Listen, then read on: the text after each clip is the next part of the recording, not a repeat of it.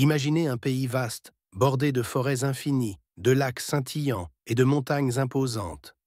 Un pays où l'on vous promet une vie meilleure, un avenir stable, une chance de prospérité. Bienvenue au Canada, terre d'opportunités, ou du moins c'est ce qu'on nous raconte depuis des générations. Mais derrière cette image d'Épinal, une question se pose, murmurée dans les cuisines, les bureaux et les usines. Nos salaires, ceux qui soutiennent nos vies, reflètent-ils vraiment cette promesse? Aujourd'hui, nous partons à la rencontre de ceux qui travaillent, qui comptent chaque dollar, qui rêvent encore, pour découvrir la réalité sur nos salaires au Canada. Rencontrons d'abord Marie, 28 ans, serveuse dans un diner à Moncton, au Nouveau-Brunswick. Chaque matin, elle enfile son tablier avec un sourire fatigué. Son salaire?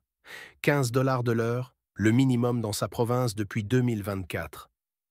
C'est mieux qu'avant, dit-elle en essuyant une table collante, mais après le loyer, l'épicerie et les factures, il ne reste rien. Rien pour épargner, rien pour rêver. Marie n'est pas seule.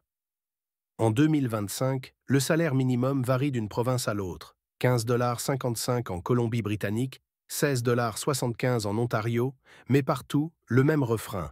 Il permet de survivre, pas de vivre. Les experts s'accordent, un salaire viable, celui qui permet de couvrir les besoins de base sans angoisse, devrait tourner autour de 20 à 25 dollars de l'heure selon les régions. Pourtant, les gouvernements hésitent à franchir ce pas. Pourquoi? Les entreprises crient à la faillite, les économistes évoquent l'inflation. Pendant ce temps, Marie jongle avec ses quarts de travail et se demande si elle pourra un jour quitter le logement qu'elle partage avec 2 colocataires. Changeons de décor. À Toronto, au cœur du quartier financier, nous rencontrons Amir, 35 ans, analyste dans une banque. Son salaire annuel? 85 000 $. Sur le papier, ça sonne bien, mais dans une ville où le loyer moyen d'un appartement d'une chambre dépasse 2 500 $ par mois, ce salaire fond comme neige au soleil. Je travaille 50 heures par semaine, confie-t-il en sirotant un café hors de prix. Et pourtant, je n'arrive pas à mettre assez de côté pour acheter une maison. Mes parents l'ont fait avec moins. Mais moi? C'est hors de portée. Amir fait partie de cette classe moyenne qui se sent coincée. Les salaires des professions qualifiées ont augmenté, certes, mais pas au rythme du coût de la vie. En 2025, l'inflation a ralenti, mais les prix, logements, épiceries, essence, restent élevés. Les Canadiens comme Amir se demandent à quoi bon gravir les échelons si le sommet semble toujours plus loin. Plus au nord, dans une petite ville de l'Alberta, nous croisons Jason, 42 ans, employé saisonnier dans une exploitation pétrolière.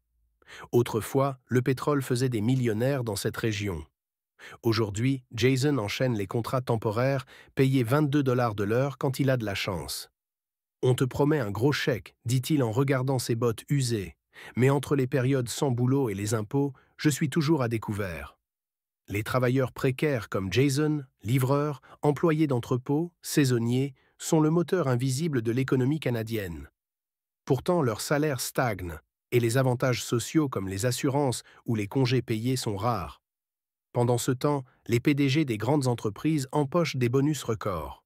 En 2023, le ratio entre le salaire moyen d'un PDG et celui d'un employé moyen au Canada était de 246 contre 1.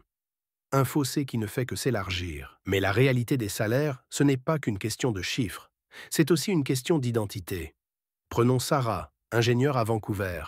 À 32 ans, elle gagne 10% de moins que ses collègues masculins pour le même poste. On me dit que c'est une question d'expérience, explique-t-elle frustrée, mais je vois bien que ce n'est pas toujours vrai.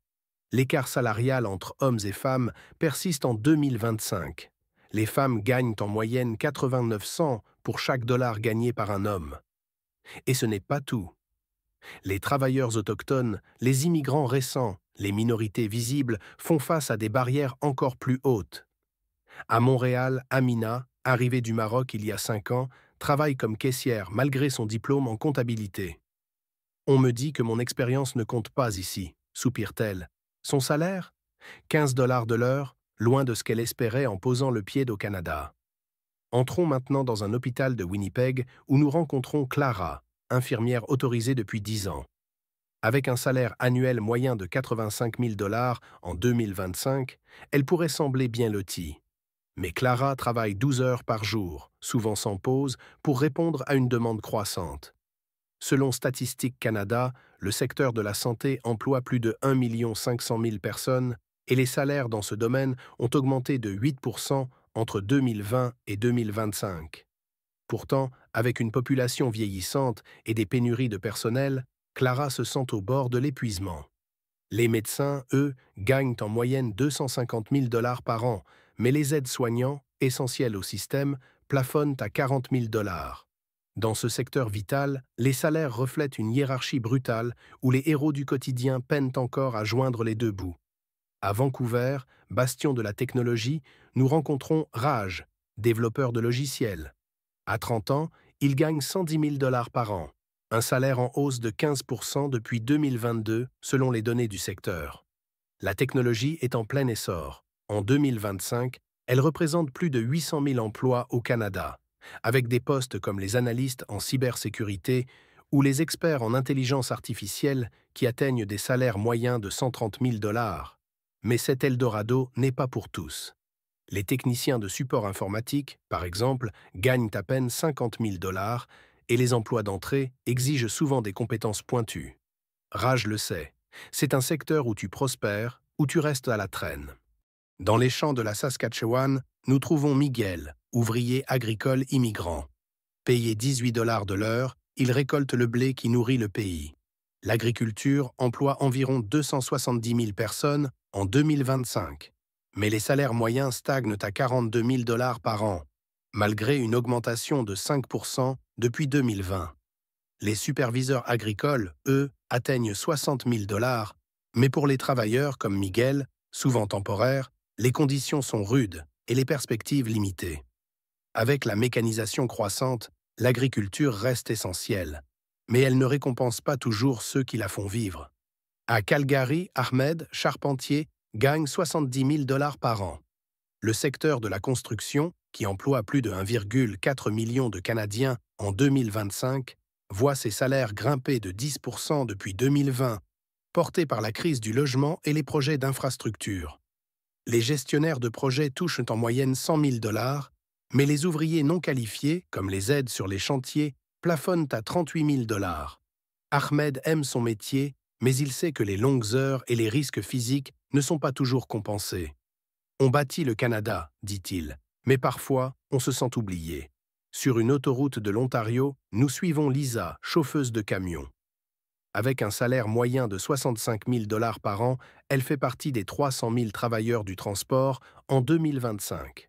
Les salaires dans ce secteur ont augmenté de 7% depuis 2020. Mais les longues heures, loin de chez soi, et la pression des délais usent Lisa. Les pilotes de ligne, eux, gagnent jusqu'à 150 000 $, tandis que les mécaniciens d'aéronefs atteignent 80 000 $. Le transport est le sang de l'économie, mais pour beaucoup, comme Lisa, c'est un métier de sacrifice plus que de richesse. Alors, où en sommes-nous? Le Canada reste un pays riche, avec un PIB par habitant parmi les plus élevés au monde. Mais cette richesse ne ruisselle pas jusqu'à tout le monde. Les salaires stagnent pour beaucoup, tandis que les inégalités croissent. Les jeunes, comme Léa, étudiante à Québec, se demandent si travailler dur suffira encore. Mes profs disent donc que l'éducation était la clé, lance-t-elle avec un rire amer. Mais avec la dette étudiante et les jobs mal payés qui m'attendent, je me demande si ça vaut le coup. Et pourtant, il y a de l'espoir. Des mouvements citoyens réclament des salaires viables. Des entreprises, sous pression, augmentent les rémunérations. À Halifax, une coopérative locale a décidé de payer tous ses employés, du balayeur au gérant, un salaire équitable basé sur les besoins réels. Ça fonctionne, assure la fondatrice. Il suffit de vouloir changer les règles. Et pour ceux qui rêvent d'y venir au Canada, que faut-il savoir? D'abord, cibler les secteurs en demande. La santé, la technologie, la construction, le transport et même l'agriculture cherchent des talents.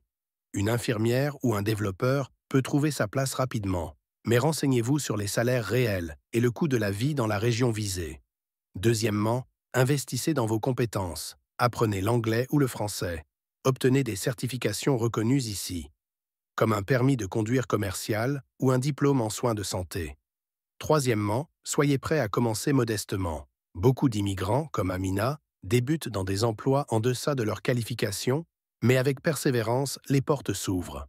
Enfin, explorez les programmes d'immigration comme l'entrée express ou les nominations provinciales, qui privilégient les travailleurs qualifiés. Le Canada offre des opportunités, mais il faut arriver préparé. Alors que le soleil se couche sur les plaines du Manitoba, une vérité émerge. Nos salaires ne sont pas qu'une ligne sur un chèque de paye. Ils racontent ce qui nous sommes, ce que nous valons, ce que nous espérons. Au Canada, en 2025, la réalité est complexe, un mélange de résilience, de frustration et d'aspiration. Peut-être est-il temps de repenser ce que signifie gagner sa vie. Pas juste pour survivre, mais pour prospérer. Pour Marie, Amir, Jason, Sarah, Amina, Clara, Raj, Miguel, Ahmed, Lisa, Léa et des millions d'autres. Parce qu'au bout du compte, un pays ne se mesure pas seulement à sa richesse, mais à la manière dont il la partage. Merci d'avoir regardé. La réalité sur nos salaires au Canada jusqu'au bout. Votre soutien compte énormément. Pour nous encourager, abonnez-vous à notre chaîne Nomade TV, partagez cette vidéo avec vos proches et n'oubliez pas de liker pour faire entendre ces histoires qui méritent d'être racontées.